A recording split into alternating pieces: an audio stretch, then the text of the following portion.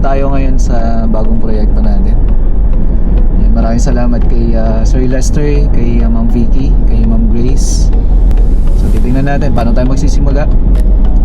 So isang bagay dito, syempre, paano ba magsisimula ang isang proyekto na kahit fencing lang. Although itong property line na ito ay nasa 500 square meter lang. Ito yung mohon na isa. Pero mag-adjust kami dito 7 meters, ayun na yung staka. So yung 500 square meter dyan, yan yung tatayuan mismo ng bahay. Tapos may garahe sa likod na itong pwesto. Marami nagsasabi pwedeng mauna muna yung paggagabor o kaya yung pagtatambak para daw habang tumatagal ay bumababa yung lupa. Tama nga naman. Umaga. So, papunta tayo ngayon sa bagong proyekto natin. Maraming salamat kay Sir Lester, kay Ma'am Vicky, kay Ma'am Grace. So, fencing lang to, no? Kumbaga, babakuran muna natin yung pagpapatayuan ng bahay ni Ma'am Vicky. Bali, 700 square meter. Kasi dati yon nasa 522 square meter lang siya. Pero sabi ko, mas maganda kung mas maluwang kaunti. Although wala naman naging problema dahil sa kay client din naman natin yung katabing lote niya o kaya sa kanya lahat ng lote niya. So titingnan natin paano tayo magsisimula. So isang bagay dito, syempre, paano ba magsisimula ang isang proyekto na kahit fencing lang. So ito yun, i-share natin sa inyo. Kasama natin si Inspector, mag-i-inspect siya ngayon kahit wala pang i-inspect. Okay, so tara. Ganda umaga sa inyo lahat, mga kamusta. Dito na tayo sa project site.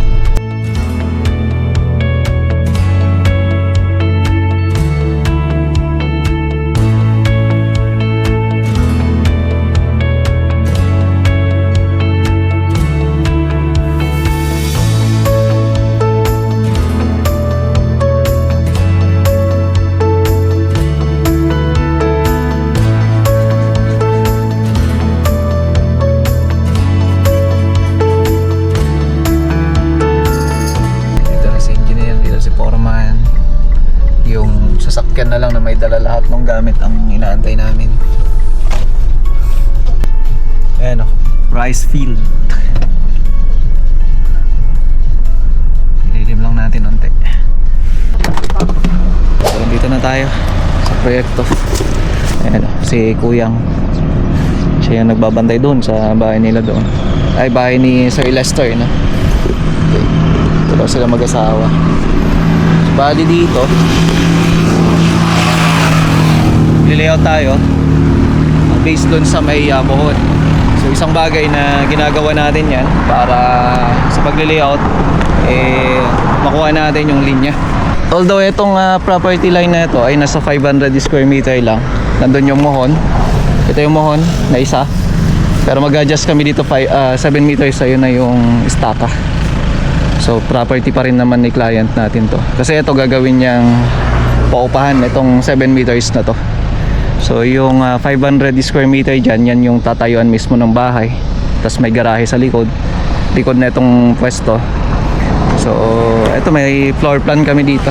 So bali, na-approvean pa lang kasi yung floor plan ng bahay. May papatayo, pero hindi pa sa ngayon. So yun yung inaayos namin para kung sakali maayos na namin yung permit niya. And then makapag-pedestal na. Kasi ito nga kasi kukunin natin yung level na itong highway. So yun yung habulin namin. Sa ngayon, yun na muna yung kukunin namin. Tapos magbabakod muna tayo. Tapos yung kanyang itatayo na bahay. Tapos bago maggabor, no? Pwede. O kaya mag-backfill. So yun yung susundin muna namin. Ito yung isang mohon. Yan. Tapos mayroon tayong mohon dun sa dulo nun. Tapos doon.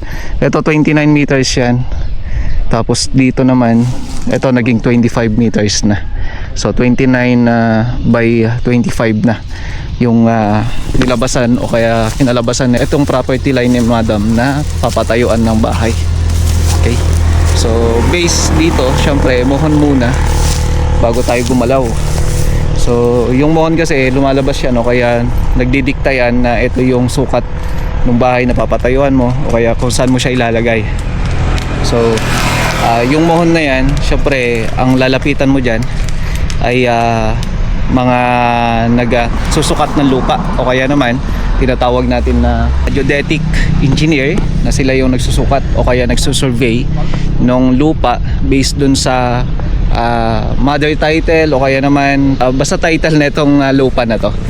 So kunwari sana yung meron sa inyo na sukat o kaya naman title nung lupa ay hindi pa siya na subdivide, ang ginagawa talaga dyan ay pinapasurvey yan para kung sakali ma-subdivide na maayos, malagyan ng mohon. So yun po yung pinaka-importante sa lahat.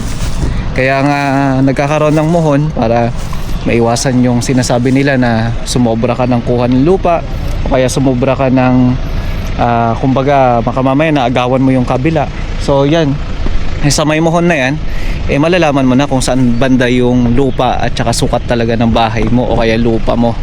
So yun yung isang bagay dyan kung bakit nga ba napaka-importante na alam mo kung saan ka magsisimula, no? So una't una sa lahat, syempre kailangan mong i-provide yung title ng lupa na papatayuan mo. And then pag nakuha yon, kung hindi pa yan na subdivide, pa-subdivide mo. So yun yung unang proseso sa pagpapagawa ng plano, pagpapagawa ng bahay. So lahat ng mga yun yung pinakasimula sa lahat.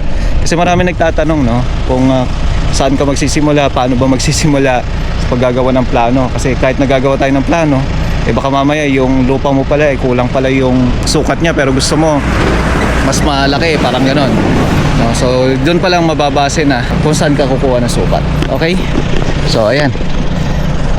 At para may provide yung mohon na yan, no, pa-subdivide natin. Kagaya nito, malalagyan ito, panibagong sukat na naman to. Pero kay madam din lang, para hindi na matanggal yung mohon na yan, kaya nakarehistro na yan sa munisipyo ninyo. Kasi syempre kapag kaya na pinasukat nyo na sa geodetic engineer, may re-registered na yan. So ayan, tatansihan namin dahil wala pang mohon tong isang kabila dito sa may portion na to.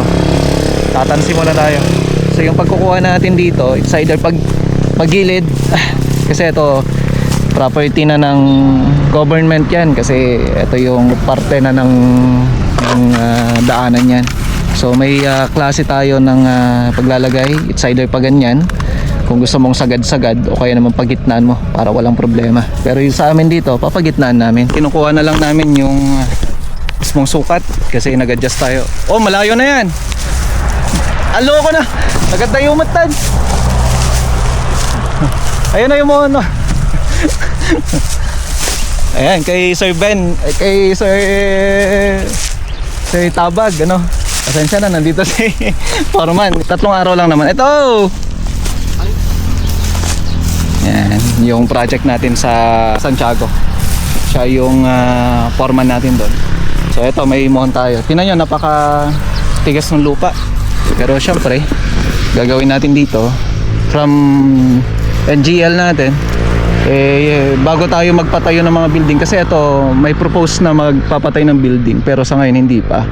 Kumbaga babakuran muna, and then ang gagawin dyan pag natapos yung bakod, yung pundasyon na ng bahay bago magtatabon. So yun yung isang bagay.